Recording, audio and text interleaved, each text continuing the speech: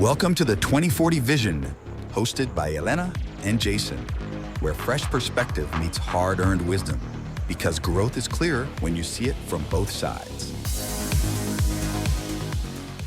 Welcome to episode 2, The Power of Routine. Numero dos. Fun. This is fun. Yeah, I actually really enjoy this. Yeah. I enjoy it more than I thought I would, I'll be very honest. I thought, that sounds really bad, but It's like, I came into this expecting really hell on earth. Well, no, it's just because I don't know. Talking to microphone is very new to me, and being recorded, super new to me. I've always had people, tell me oh, you have the personality to be somebody who's I don't know, vlogging or, social media and whatnot, which, okay, but I've never felt ready enough. And now I do. This is weird. It's fun. It's fun. It's fun. Yeah. I've done some in the past. So for me, it's a little bit of a familiarity, if you will. I was in college or CEGEP, whatever you want to call it, from us here. I ran the radio. Oh. I had a radio at the college, and then I had a morning radio show when I went to university. I had a Canadian rap and hip hop radio episode that I would do twice a week, and I called it North of the Border. So I focused on Canadian hip hop and Canadian rap, and then I streamed. I did the whole video game stream thing. So this is kind of a little bit of reigniting that kind of creative flame. And I'm not I don't have the greatest creative flame in the world, but this kind of thing I really love doing. So I'm with you on that. It's a lot of fun, Which is cool because you kind of help me bring it out. I try. And no, it's worked because, okay, so this isn't technically not the first time we're recording. No, we've had a lot of trial and errors, like I said in episode 1. yeah. So more some tinkering with the equipment is more what we've had. yes, but I did not, even if you go back into the recordings, our drafts, I did not sound the same. No, you didn't. You had a much more shy approach to the microphone. I think so. And you now it's become one with you. See, I'm the opposite. I'm loving the microphone. I gotta just let it go a little bit and let it be. Has absolutely nothing to do with what we're talking about today. No, zero. So love that for us. I really do love that for us. Today we're talking about the power of routine, habits that shape your future. And why does routine matter? What is routine? Routine, how I see routine, is a fancy way of saying consistency. Oh, doing something that's interesting. over and over and over again until it becomes a routine, until it becomes one, like me in this microphone. A habit. A habit. What we refer to as like me in this microphone. A habit where, we all have small little habits during the day. For example, I have a bad habit where I bite into my cheek. So, you can start being consistent with good things that you've set out so that eventually you have great habits that you can't live without technically.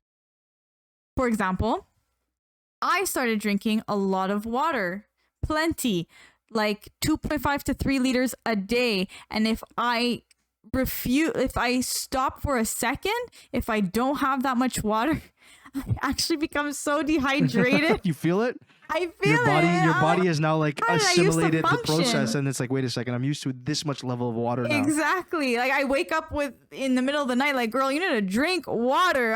Do you find your body when I'm for me, if I don't have enough water, and I've kind of been, and we'll talk about my health journey, because obviously not skinny, but when I don't have enough water in me or whatever, my body kind of I think I'm hungry. Oh. I feel hungry, but really what it is that I'm actually just, my body needs water and I'm dehydrated. So the untrained eye in me, I used to eat more. It would make me gorge, right? Because water. So hydration kind of tricks the body into thinking it's hungry as well. So it kind of brings about those kind of difficulties that I had. So, but that's interesting. So for routine for you is that consistency, kind of that habit. And do you have like, I mean, overarching, do you have like kind of routine and habit? Is that something that So you have, or you're developing, or you're figuring it out? definitely developing. I've gotten good at something. So my schedule's always changing with work. You know, sometimes Right. I work during the day, sometimes I work in the evening, sometimes I pick up some night shifts.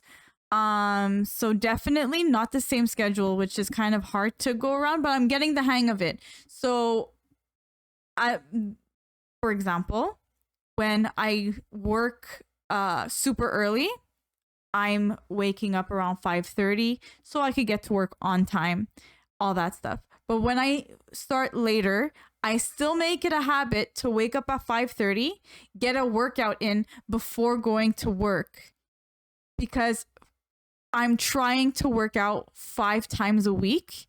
I'm I've always had it where I want to work out. I see the progress and I see changes in my body that I like when I do work out, but then I struggle to stay consistent at the gym. So, a way to stay consistent is to change my schedule a little bit. So, go before a later shift because once we start a later shift, we don't want to go afterwards. And if I start earlier, is make sure I get to the gym right after my shift. Even though it's hard, I force myself. Like yesterday, was it? I think I was not down, but I'm like, if I turn into this lane right now and put my flasher on that I'm turning left, there's no going back. Like I'm at the gym already. Just do it.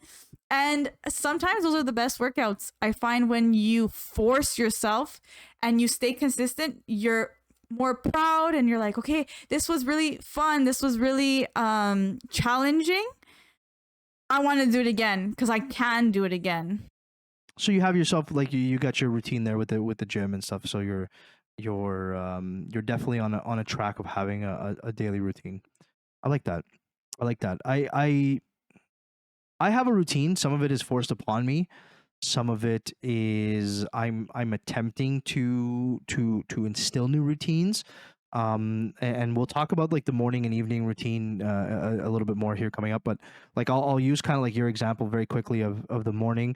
So I have one of the changes I've made in that very very recently is I wake up earlier. I wake up at 5:45 every morning, or I try to. And the more I went along, and the more I did it consistently over many many days, weeks, and a few months, I get to a point where I actually wake up before the alarm now. So I'm up at like 5:35, 5:40, and Habit. so habit. Now it's become habit. Now it's become that instinctual routine where the body just knows what to do, and it's just become way way easier. So the toughest part of routine is to actually get it going. It's to make it become that full on habit. So that's, and we'll talk about kind of like breaking bad habits and the forming of habits and stuff like that a little bit later in the episode. But let's move right into talking about kind of like setting your day and setting your day up. Now, for me and for you, it's going to look very different because, as you just mentioned, you work in a career field that is not a stable 9 to 5 job, whereas for me, I work in an environment. What I obviously I work a little bit earlier, work a little later, but in general, I work from 9 to 5, so it's a little bit easier for me to instill routine. So I'm anxious to see like what your mental approach is to that. But we could talk about the structure. Whereas for me, I'll talk about it. Say, we'll call it the morning evening routines. So how that shapes my day. And for you, maybe you call it like the pre and post work routine, because like your morning evening could be 2 p.m. and Yeah, it and changes. 4 in the morning, or Definitely. so it kind of changes. It kind of changes through all that. But I'll kind of start with mine and just play off of the 5:45, and why I kind of did that is the more I read about growth and instilling good habits and all of that stuff, the biggest thing some of the most successful people all do was wake up earlier than everybody else. And I kind of, I kind of really enjoyed that mindset for the day where I'm up a little bit earlier and I'm purposeful with the time, and that's my next step of the journey.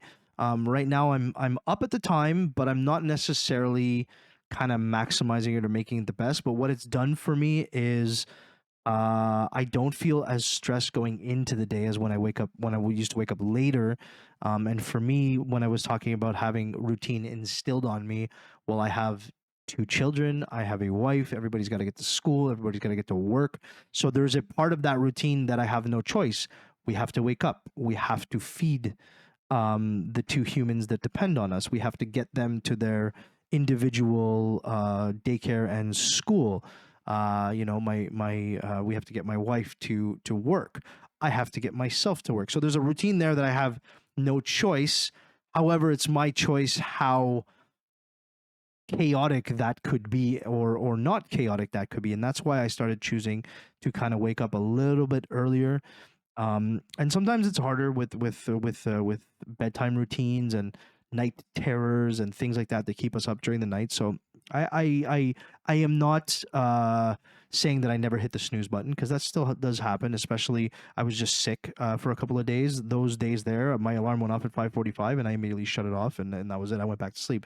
But it's there's always going to be like slight little exceptions to the rule. But for the most part, I'm now doing that morning routine and waking up at 5:45, and it's really changed my approach to every single day, and how I really set the tone for my day, and how I um, bring my best foot forward going into everything I do, my family life, my work life.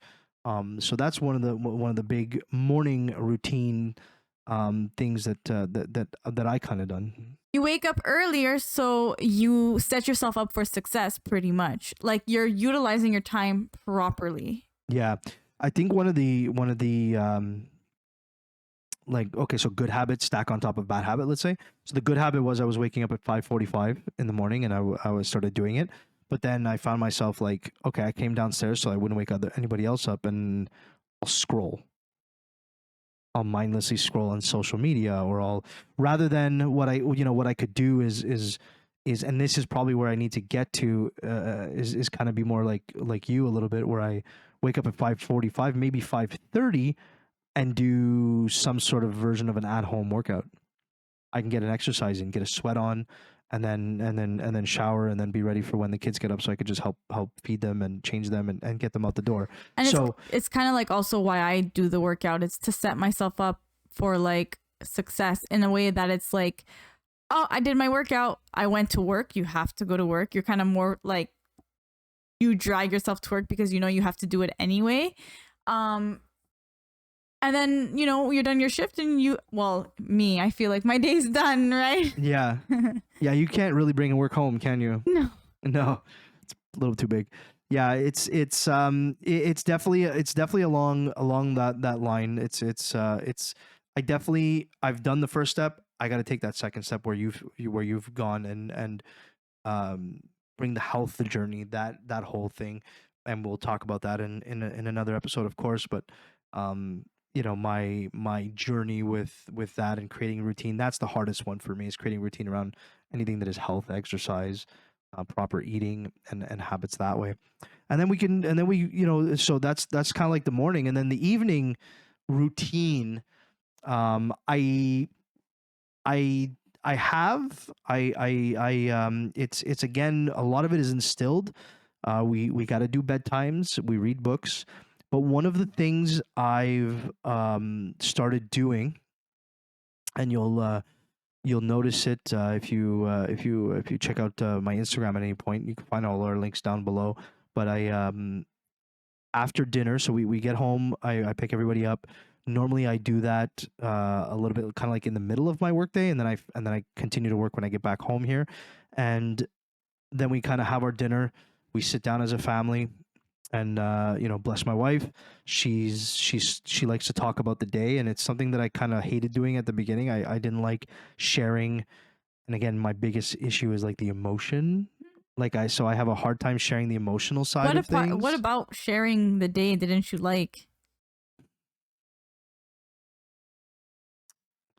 It's a really good question, and I think it's one for a therapist. Okay.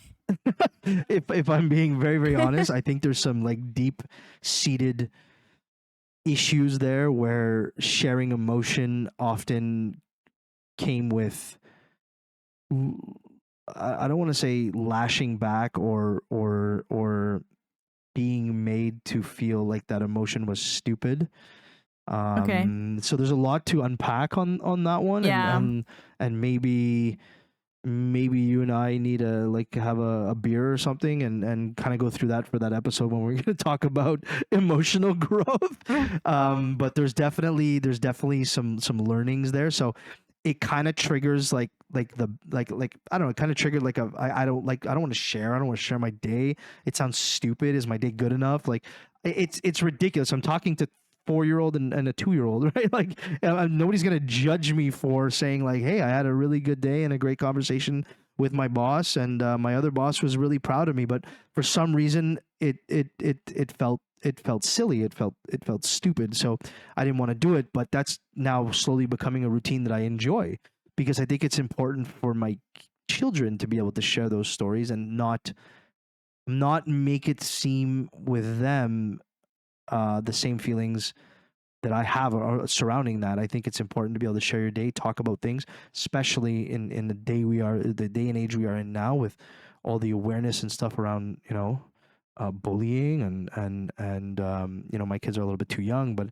there'll come a point where like boyfriends and girlfriends and drugs and sex and all of that. And I think it's important to be able to foster an environment where sharing of the day and doing it in a we listen and we don't judge type of Right. environment, I think is going to be super important. But I think also, your wife, my cousin, Mm-hmm. like kind of helps in this situation because we come from a family where we overshare. Like overshare. Big time. and that's like it's and again, probably not something that you guys have ever heard from me, but for me that's like, it's why I have a lot of issues like being in the environment a lot of time, because for me it's like just too much. I always feel like I'm like, well, man, you guys are all so overbearing on each other.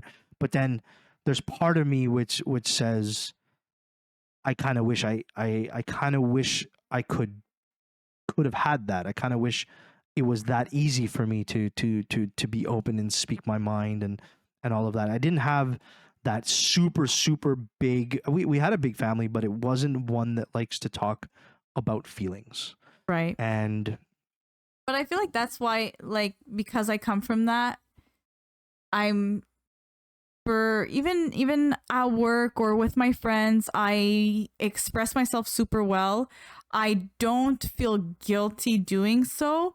And sometimes I even make stupid little comments, or like I say whatever's on my mind, like bleh, it comes out like word vomit. And people just laugh and they're like, oh my God, I can't believe you just said that. I'm like, why? Weren't you thinking the same thing? And they're like, yeah, I was. I'm like, well, great. I just said it, So yeah, so that was a good little tangent, but all that was born from the routine of so like while we're having dinner, we share our stories, and then post dinner, we sit in the living room with the kids, let them play a little bit before doing kind of like the bedtime routine, and I try and read at that point. I was never a big reader. I was never one to just pick up a book and read for funsies. And I would say that I'm not really reading for fun now. I'm reading for growth, but it's a start. And that's kind of like, I shared the book I'm reading now, which is the 7 Habits of a 7 Habits of a Successful Family. something like that. Oh, very So nice. it's kind of like a book on a book talking about the 7 core habits that a family should have, and one of them is communications. And so like but that's part of now my routine. If it means 10 minutes, 15 minutes, I get a few pages in because I don't read that fast right now because I was never a big reader. Never read for pleasure, never read, barely read when I was in school. I retained most of everything a teacher would say and never really read the actual course material. So I was never somebody who was a big was big on reading, and that's kind of a routine I've I've I've started in my evening routine, or I guess what you would call your post work routine. And it kind of lets me kind of like just decompress a little bit, and then we do a bedtime routine with the kids, and then we read them their little stories, and there's where you get some of the fun reading in. You read for them, and it's kind of cool to make voices, and it's a very more relaxed feeling. And then the kids are kind of in bed, and then the wife and I come downstairs, and I usually try and get a little bit of video game in, and that's where I kind of shut the brain off and do mundane things. Lately, there's a few days where I dedicate towards budgeting and family stuff, and then there's a few days now where I dedicate towards kind of thinking about the podcast and what we can do to that. But it's an unwind of the day where I'm not doing stuff I would have done during the day. I try not to work. I was a very notorious workaholic where I would work. The second things were done, I would come downstairs and I'd go back into my office and I'd do some more work. I think I've gotten to a point now where I realize like you have to shut down, and it's made me more productive, and I get more done during the day because of it. That's kind of like my evening routine, and what that looks like. And yeah, your post day routine. What does that look like? How do you My post how do you work unwind? routine. Yeah. So If you unwind, but yeah, I've always been really good at not taking work home in emotionally. So whatever happened at work, I'm usually able to leave it at work. I know I have a few colleagues that struggle with that, and I'm just like, no, man, like I'll deal with that tomorrow when I come back in, but today was a bit of a harder day. So actually today it kind of followed me, but as soon as I opened the car door, I like, we're not gonna visit that. But yeah, so I don't take anything kind of too seriously, in the sense that it doesn't follow me home. I will talk about stories 100%, the ones worth telling for sure. But I'll get over it in 2 seconds. And then usually I'll prepare for the next day, so that in the morning, in order to get out of the house on time, things are prepared. So my clothes, what I'm going to wear, my gym clothes, what am I going to wear? My lunch is already packed with my snacks in the corner, like a little corner in the fridge, ready to just be put in my lunch bag, make my coffee, and like out the door. Followed by, sometimes I help my sister study, which actually I'll take to work. I'll relearn topics at work, write notes down, so that when I come home, it's like explain. She gets it. We're done. is your sister doing what you're doing? She's doing the same courses right now because she's gonna go into dental hygiene eventually. But she's doing the prerequisite. But I haven't done that in a while, so I have to kind of so like the science, math, like the STEM prerequisites. Yeah. Okay, that So makes I sense. find my daily routine of like preparing, I've taken that into even my like tutoring, let's say, where okay, let's prepare so that when I get to her, everything's prepared. I know where I'm going with this. Like, this is what it is. You get it. Perfect. Let's move on. So your version of unwinding is almost pre-prepping the next day's phase, because if you're up, especially if you have that early morning routine, kind of like what I've been doing, you don't really have the time to like prepare when you wake up in the morning. You got to be able to get up, get your affairs in order, and get out, go to the gym, and get there before work starts. Exactly. Also, because let's say in the morning you're kind of held accountable, right? So I don't have that. If I snooze and decide I'm not going to work, I'm not going to work. That's about it. there's nobody after me saying like, oh, well, we have to do this and that and whatever. So I have to hold myself accountable and I have to do these things. And in order for me to be, let's say, successful in my day, I have to make sure that I've set myself up properly to get there, right? To the gym, to work, well fed, well hydrated, stuff. And then I used to be a big TV watcher in the evening. I can't watch TV anymore. I'll binge watch maybe on my days off. I'll watch like 3-4 episodes, but then I'm like, I can't anymore. I have to get up. I have to do something. I don't watch TV anymore. I have no time for it. I used to read. I do want to get back into it. School kind of ruined me in that sense because unlike you, I didn't retain anything when I went to school. I would have to come home and reteach myself. I would literally read and rewrite everything so that it would stick in my brain. I could not retain anything when I was going to school. So I had to reteach myself. And now, fun reading feels like homework. Yeah, it's one of the reasons why I didn't read too is it always felt like that chore, that work, and I never got into the habit of doing it. I did have to write. I wrote the notes as the teacher was saying it because my retention of writing is like what I write, I retain. One of the books I was reading was a personal finance for dummies for Canadians edition for dummies book, and literally I was sitting there rewriting all the points. Like I'll show you the book at one point. It's literally looks like I went back to school. With that book, I'm not doing it with the 7 Habits book, but I'm definitely of that. The writing it is definitely something that I have to do it to help me retain what people are telling me or saying. Yeah, so I mean it's in so you so nothing really like on a regular basis. You don't do like I have the gaming, which is for pleasure. You don't do much of other than preparing for the next day, chilling. You probably listen to music or something, and Not even. I prepare for the next day. I shower. I'm in bed. I do I do my face routine. okay, so you got like your I got my routine, Yeah. and then I'm in bed. I scroll until I feel my eyes heavy, and I go to sleep.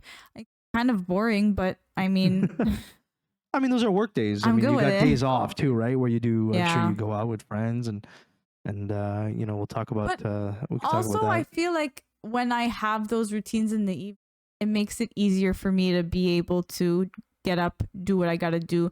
So, my friends will invite me out, and I'm like, oh my god, but that's getting in the way of my prep time. What do I do now? Yeah. I can't do my preparation routine for tomorrow. It's all ruined. I think that's why they don't really invite me out anymore. Yeah, probably. Yeah, I'm gonna go with that one. It's probably a good. If you're wondering why, good place to start. Definitely a good place to start. I have to find a balance. Yeah. So I mean, we could transition from there and talk about a little bit about.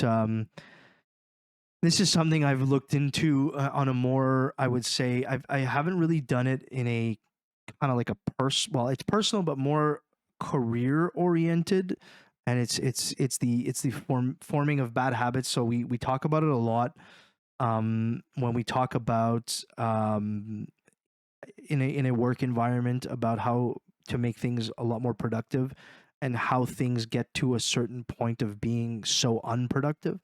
I'm currently in a course for something called Lean Six Sigma, so it's kind of like a it's kind of like a it's I won't get too much into the details of that because it's really not relevant to kind of like the story, but it has to do with leaning out and trimming out all of the bad, and we'll call them habits. They call it the fat, but we'll call them bad habits that have come about throughout many years of doing X in a work environment, in a manufacturing environment, or whatever it is, and how to break those bad habits and change things going forward to promote better ones. Because what they'll say is willpower, and the wanting to change isn't enough to change. So you have to have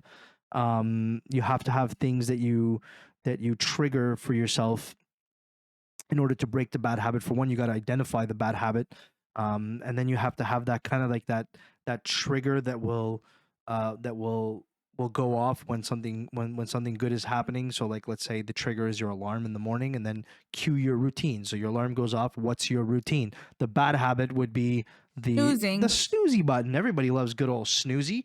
I So do. so breaking the bad habit and forming habits, and and then rewarding when you've achieved that, right? So if you want to give yourself a little pat on the back or something like that, you can do that in the forming of said habits. So hey, you woke up that morning, you didn't hit the snooze button, you actually made it out to the gym, boom, get yourself that chocolate milk or something that obviously aligns with what your current what current goals are and stuff like that. But you can give yourself that little kind of like reward, pat on the back, and feel good moment that helps you build that habit and that routine. um and one of the big things I was always told, and it was like it's like completely like, it's a bit of a myth, and I'm sure people have heard about it, but they a lot of people say either 21, 29, 30, whatever days to form a habit or break a habit. So we heard this a lot, and maybe in certain circles, but we heard this a lot for back in the day for smokers. Is that really a myth, the 21 days? Because I've Yeah, heard it's it's. it's not accurate. Oh. It's not accurate. 21 days is not. If you look into it, and so like one of the things we were learning during this course load is if you look into it, the research will show that it's really more like 70 days. It's a lot Longer. longer. I think where the 21 days was like, I think maybe where maybe that came about is just like, hey, that's a start. Is that where Do the it for 75 21 hard? days. Yeah. Ah. So you were talking about 75 hard. So I think that is like, Ah. that's actually probably the beginning of forming a good habit. Okay, so or changing something. I started that. Actually, That's I'm actually coming. going to talk about 75 hard is a way of Yeah. changing and breaking bad habits and forming good ones. So I'm excited for you to talk about that. Yeah. I started 75 hard. I'm actually coming to the end of it. I finished it. What are we? We're March 19. The end of it is March 28 Wow, already? already, and It's funny because like when we started talking about the podcast, I think it was the beginning of 75 hard. So that's how long this is like that's taken to like form. so funny. Yeah, so like I said, I've been struggling with consistency at the gym, and so this kind of, not just 75 hard, but I also took started posting stories and things on my social media, kind of to keep myself accountable, like as if people are like, oh, what she hasn't been to the gym in like 3 days, like no one actually cares. But I You feel care. like, yeah, but I feel like my social media is kind of not counting, but you know what I mean, documenting my actual growth in going to the gym and things. So actually coming to the end of it, I do see that I've been going consistently. I think this is week, what is, like, I lost count, but I've been going weeks to the gym 5 times. Like 12? It might Something be. like that. 12 would be 7. No, maybe a little less than 12. Less than 12. 10 weeks is 70. I would say so- like maybe 8, 9. Yeah. But yeah, like I've been going every single week, 5 times a week to the gym. And if it's not the gym, it's some form of workout. It's for the first time ever in my life where I've been this consistent, and I'm seeing changes, and I'm so happy. And I'm like, okay, if I could do this for 75 days, imagine if I could do it another 75 days, like how, it would change my life drastically. Even my strength at work, I noticed it, because my work is very physical. I work in healthcare. So, like if I have to like move around big machinery and things, like I'm like, oh, this was a lot easier than, I don't know, 2 months ago. When you were in school. Yeah, that when, too. When you were in school and you took the biggest mother effer to To my practical. to try and to do a practical exam. That was Failed. me. That was me, and that was me 45 pounds ago. Just so we're all clear, it was a much bigger version of me, and this poor girl had no idea what she had coming. So 75 hard. Talk about like what is 75 hard? So- Like what's the science behind it? Or Yes, so 75 hard is 5 rules. There are 5 set rules that someone has created. I decided to kind of tweak those and make them 5 rules that work in my life, because the same 5 rules don't follow in everybody's life. Like I think, the set one was you do 2 workouts in one day. Not me. Well, kind of, right? Because I consider work a workout. I'm always for like you, running yeah, around and it's a moving physical, and things. Yeah, you're never sitting down. So my 5 rules, personal, were to go to the gym 5 times a week, which success. Drink 2 to 3 liters of water, which success. I can't go back now. One of them was an ice water plunge for my face. Well, that didn't go through. I was very consistent until I stopped because it was becoming painful. So instead I bought a red light therapy mask. So, I mean, I kind of replaced it. So that works. 3. 4 was stretching and meditating / praying, manifesting, that sort of thing. Mm-hmm. And 5 is counting my calories, which I haven't really been doing, but I'm measurements wise and things, I'm getting to my goal. So I'm really happy about that. So 75 days to form habits is kind of like, so that's kind of like right along the lines of what I was talking about, how the 21 days is a bit of a myth. It's a good start. You're about a third of the way there to actually forming that habit. And now, like you said, one of the things is like your water intake, you can't go back. So you formed it. That's what it is. You didn't necessarily form it on some of the other things. You had your challenges, you had your failures, but you grew from those. You replaced one of the bigger failures with a different style to make it fit a little bit more along the lines of something that you can handle. If you're saying the ice was like too much. Again, you can replace that with kind of what we were talking about at the beginning of like values, make things fit in your values, make things fit with what you are. You were saying you took the 75 hard, the 5 rules the person had given, but you kind of just readjusted it to fit you, your values, your lifestyle. And that is okay. And that is a major win. And people should be doing that. It's still a step. Don't take everything at face value. Don't take, I'll think of like back in the day, the big fad, like P90X. So like, don't take P90X to be the be all end all. That is a one-stop shop, fits all. This is what you have to do. And if you're not doing that, then you're a failure. Not at all. And I think, when it comes to health and fitness and stuff like that, we're seeing that. I have a friend on social media, and I don't think he'll mind me talking about it, but he does like non-traditional workouts. So he's been doing a lot of videos where he shows himself doing something called rope flow. I know nothing about this stuff, but like rope flow, and they're kind of like, it's like a jump rope, but you have to do these maneuvers, and it promotes balance and stamina and stuff like that. And then he does this thing called landmine, which is like it's a like a, you know what landmine is? Okay, so it's like they're lifting like a barbell, kind of the one you bench, but it's like anchored at one end, and you just lift it from the other end.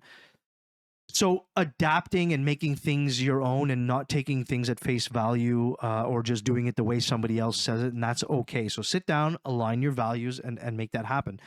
Form those habits over time. It's going to take time. It's okay.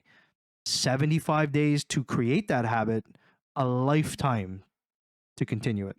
So it's not something that ever finishes. It's not something, and then you can evolve on those habits. Take kind of like little bit step by step, and go from there. Also, you could throw motivation out the window. It's not about how motivated you are to start these things. It's about your discipline. We don't sign up to play sports or to learn how to play sports, or I didn't sign up to learn how to snowboard because it's fun. I mean, yeah, eventually it'll become fun when I'm good at it, but before I'm good at it, it kind of sucks. Well, it's actually still fine, but it's hard. And why do I keep going? It's not my motivation, it's my determination to get better, right? That's kind of where we're getting at. You want to get better, you want it to make it look easy, you want it to become easy. You got to keep going even if you're not motivated. We have that same it's not fun feeling in on the I mentioned the personal finance side and what we're trying to do financially. um my wife likes to make fun of me and tell her friends, oh my god, here we go again. But we have this routine and this habit where we have 2 budget meetings a month. Yeah, that sounds like I'm running a business and it's my family, but we have budget meetings and they last 2.5, 3 hours, and we go through everything and we talk about everything. That's become a habit now. And at the beginning, it was excruciating, and there was crying, and there was screaming, and there was disagreement. And we are now 4 months in, and there's happiness, there's pride, there's growth, there's us seeing our goals even in just 4 months way closer than they were before. We want to go out and purchase a home in the next 4, 5, 6 years, whatever it is. And 2 years ago, when we met with a mortgage specialist for the first time, he told us what we could buy and afford. But when we actually like sat down and realized, like, it's like, my god, we had other values. We wanted to pay for, our kid goes to private school and stuff. But yeah, so it's not always fun, and it is excruciating, and there's going to be difficulties and pain and all of that, and it's going to lead to way better things. And I think one of the ways that I like to approach things when it comes to that pain and stuff like that is, don't try and do it all at once. So like I used to be one to do like a bunch of stuff and be like, oh my god, I'm all in, I want to jump 2 feet in, I'm going into the deep end, I have no idea how to swim, but I'm gonna figure it out now.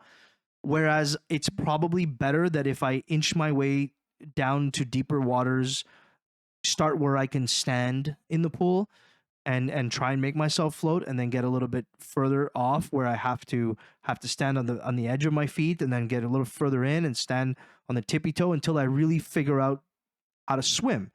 And so that approach has become a little bit more of what I try to do. And I give the example of when I was doing my health kick for recently, when I lost a whole bunch of weight. Things, I didn't create the habits all at once. I started with the first thing was just to remove all of drinking my calories. So I did that for 3 weeks. I just drank water. And then after that, I started counting my calories for food, and I did that for 3 weeks. I didn't do anything else. And then after that, I started realizing that I had a little bit of a issue with snacking at night. So I was like, well, how do I curb that habit? How do I stack a routine on top of this? I started fasting from 8 to noon, 8 p.m. at night to noon. And then I gave myself that kind of hard stop trigger to say, hey, it's 8 p.m. You don't eat no more. And when I go to eat late at night, I look at the clock. Sometimes I will still have that late night snack because we have dinner pretty early. It's like 5:30 with the kids. And when the bedtime's done, it's like 7:30. If it's 7:45, and I'll go, oh, I got 15 minutes. I'll have myself a little banana and peanut butter or something like that still fits along the lines, but I can have that last minute snack. But if the kid's bedtime goes along and it's 8 p.m., it's 8 p.m. I don't eat. I could be hungry. I'm not eating. It's 8 p.m. I've built that routine. And it's been months of that now, and I continue to do it. It's my routine. I'll look up at the clock anytime I go to eat something. It could be middle of the day. I look at the clock, go, yeah, okay, I'm good. At work, I have black coffee in the morning. That's it. I don't even drink the milk to break the fast. I don't do it. And if anybody says, okay, we're going to head to lunch a little bit early, it's 11:30. I'll see you at noon. I don't eat until noon. So that little bit by little bit approach, don't do it all at once. Don't jump into the deep end all at once. Do that little inch by inch. And, after 100 days, you'll have many feet of success. So it's kind of Small like, changes further yeah, than, trying to go all in, like even quitting smoking, for example. If you go cold turkey, the chances of you picking hard, it back up is large. super hard. It's super hard. Hence the why patches and gum is so successful. And I'm sure like for you it's kind of like the same thing, right? There's no way you jump into like a habit where you just did it 100%. Even your 75 hard, you adjusted it along the way and you added things and you remove things. So it's important. It's important to do like little bit by little bit. And there's ways of helping you. There's tools and stuff that you can use to help you on that. You use a tool for the gym, I think, right? I do. So I have I actually pay for this app. It's a great app. It gives me all the workouts, cuz one thing about being consistent Hashtag not sponsored. one thing about being like making it easier to be consistent at the gym is going in not having to think about what I'm doing. I already know what I'm doing. It's written down for me. No problem. I can get that done. That's one less thing to think about, right? So that actually tracks how many times I've worked out in that week. I even have nutrition plans, and I have a period tracker on it and things like that too. So it's a really good app. But I definitely use that to track like how many times I've been going, how well I've been doing my workouts, everything. Another thing, social media. I've been posting a lot more.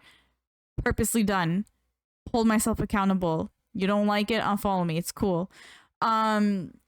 But that helped. That actually really helped me. I had there's days where I'm like, I don't want to go to the gym, but I'm like, oh, I should go and like post something so that I can tell myself like, you did it. Like that was kind of like my reward type thing. But that's what I use to track for now. Yeah. I'm a more conventional guy. I'm calendar to track a lot of my routine and things like that. It's just I plan them into my days, so I try and make the time for them. That's kind of what I do in order to kind of keep that habit going. I just kind of make sure that my days are scheduled in, and I'm very purposeful with scheduling my days. And um yeah, I don't think I really use a different. I mean, I when I was doing the fitness thing, I did do like Fitbit. I had the Fitbit app, and that was helping me track and stuff like that. So definitely like utilize, and they don't have to be paid for. You could pay for one if it's really cool. Fitbit, obviously, I bought the watch, but the Fitbit, there's Fitbit Premium. I don't even remember what that does, to be honest. There's a premium of everything these days. You can air premium if you want to breathe better. I don't know, like it's wild, but yeah, I try not to pay for too many apps anymore to fit and align with our new budget values. But yeah, I kind of stick to and I have like a calendar for the whole family so that our routine and everything is in there, and we can. And it's funny because some friends will invite us out to something, and I'll be like, hey, you missed us by 2 days. We just planned our entire month 2 days ago. Like it's planned. Like the things are so packed and everything like that. So if you want to keep those routines in, it's super, like for me, it's super important to get them on a calendar and understand how my days are going to look before even getting to them. Careful, they might stop inviting you out too. They have, trust me, they have, and that's okay, that's fine with me.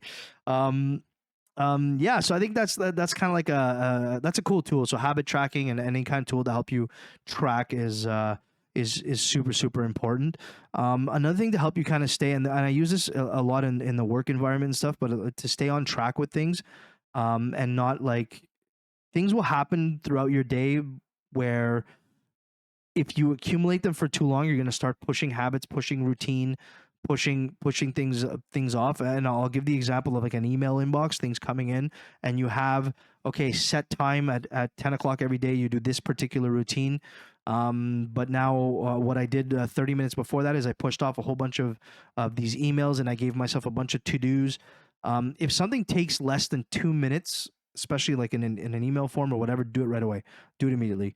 Just get rid of it, clear it off the board, and then you won't find yourself at the end of the day with a cluster of all kinds of future me problems that are now present me problems. Things will come up during your day, unplanned asks, scenarios, stop somewhere, or something that needs to be purchased, or whatever that might mess with or try and throw off these routines and these habits that you're building. If you can do it in less than 2 minutes, get it off your plate, get it done, and then keep moving and keep going. And in the I'll mention a book here for habits, one that I have not read yet, and the reason why is because it's so darn popular I can't get it from the library, and I'm not purchasing a book. Again, fitting within my budget goals. But Atomic Habits, James Clear's Atomic Habits. It's like one of the most renowned books for habits. For habit stacking and building good habits and identity based habits. You definitely want to check out that book, and it is going to be a book I'm going to read and probably come back to everybody and talk a little bit about at a future episode for that. And I guess there's a point here where we kind of ask you guys to take a step and let us know how you do.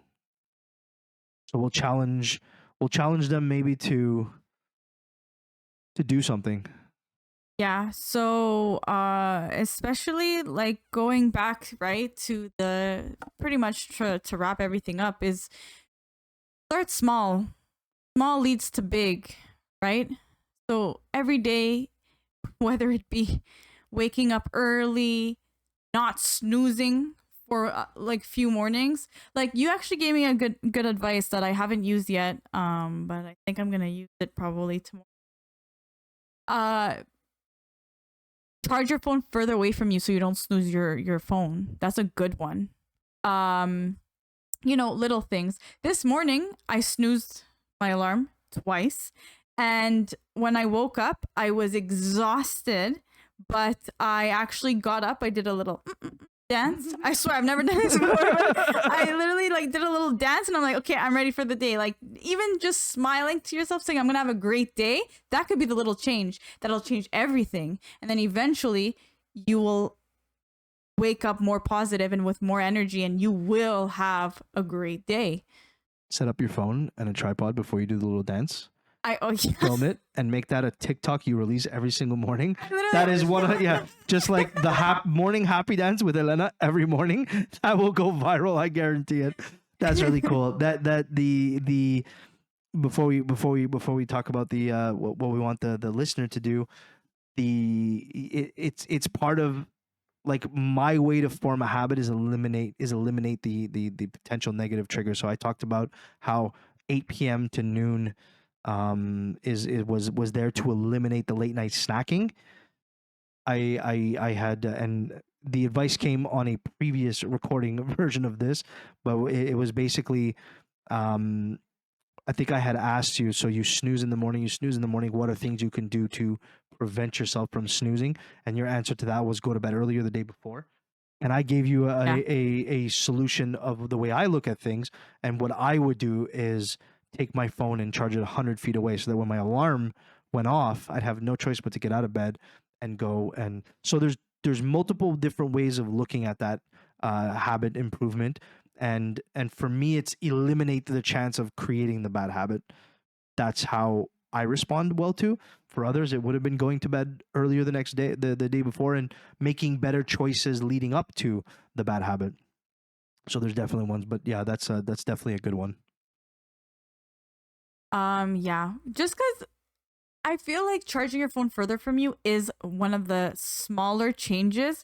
Because what I said was good too, but go to bed early, it's a domino effect. Mm-hmm. And that means I have to do this earlier, I have to do that early. So it's kind of that one is more of like a bigger change. Like, okay, I got to change everything in my day in order to go to bed earlier. And sometimes it doesn't work out, right? Sometimes you're just like, blah, blah, blah, blah. You're talking to your family, aka me, about my day all night long or whatever. And then, it's 10:30. I got to be up at like 5:30. Like, the other habit it'll change is if you have to charge it that far away, you're not doom scrolling in bed. and then I doom scroll. That's where I was going with it. And then I doom scroll, and I'm like, oh my god, it's 12:30. I'm up in like 5 hours. My eyes are heavy, but they haven't been heavy enough to actually put it down. Or you spark up a conversation with a friend, or you spark up a conversation. Like, I'm sending this to Jason. This is like his up his alley, you know. Exactly. So, and that's we definitely. Oh, we've done 2 episodes. We haven't talked about it once. What are we, like 120? Almost 100. We're at 121 today. 121 day or something like that of TikTok streak. That's so.